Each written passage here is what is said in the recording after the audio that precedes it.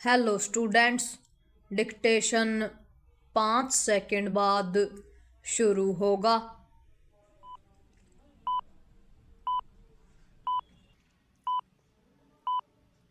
Start. Congress की ओर से छेड़े गए मनरेगा बचाओ अभियान के बीच ग्रामीण रोजगार गारंटी से जुड़े इस कानून के क्रियान्वयन में व्यापक खामियों के जैसे विवरण सामने आ रहे हैं, उससे इस अभियान की निरर्थकता ही सिद्ध होती है।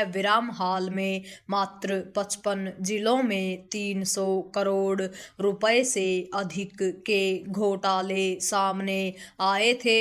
ये घोटाले यह बता रहे थे कि मनरेगा के तहत बिना मंजूरी भुगतान करने के साथ आवश्यक कार्यों पर पैसा खर्च किया जा रहा था।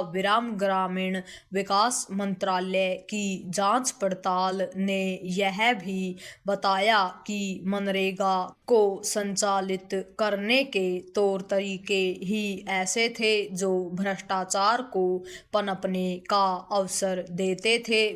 इस कारण करोड़ों रुपए के जो काम कागजों पर दिखते थे वे धरातल पर नजर नहीं आते थे।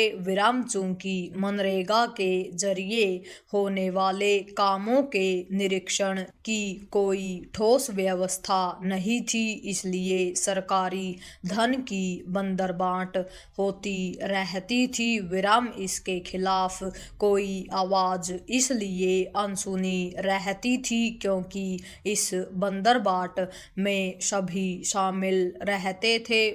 अच्छा होता कि 20 वर्ष पहले लागू किए गए इस कानून में और पहले ही परिवर्तन कर दिए जाते। ऐसा इसलिए नहीं हो सका क्योंकि इस कानून में किसी तरह का फेरबदल राजनीतिक दृष्टि से जोखिम भरा था। पैरा यह किसी से छिपा नहीं कि मनरेगा में बदलाव की आवाज उठाने वालों को तत्काल प्रभाव से गरीब विरोधी करार दिया जाता था।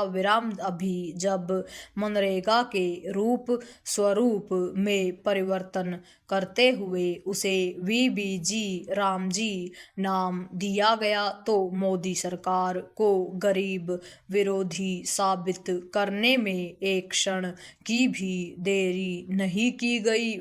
कांग्रेस के मनरेगा बचाओ अभियान का उद्देश्य मोदी सरकार को गरीब विरोधी साबित करना ही है, पर वह इसमें शायद ही सफल हो पाए क्योंकि उसके पास इसका उत्तर नहीं कि मनरेगा के अमल में इतनी गड़बड़ियां क्यों हो रही थी।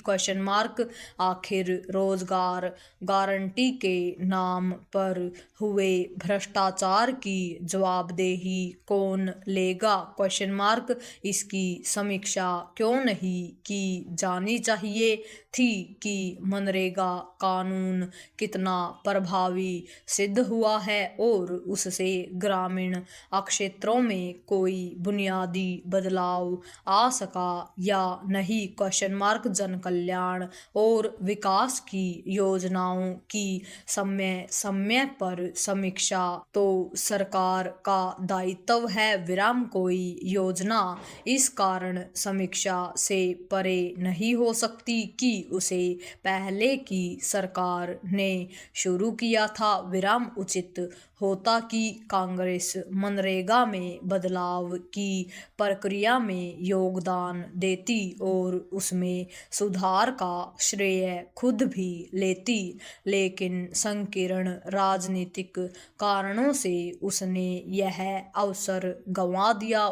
इसमें संदेह है कि उसे मनरेगा बचाओ अभियान से किसी तरह का राजनीतिक लाभ मिलेगा, क्योंकि सभी और यहाँ तक ग्रामीण जनता भी यह समझ रही है कि इस कानून के पुराने स्वरूप से अपेक्षित नतीजे हासिल नहीं हो रहे थे। पूर्ण विराम।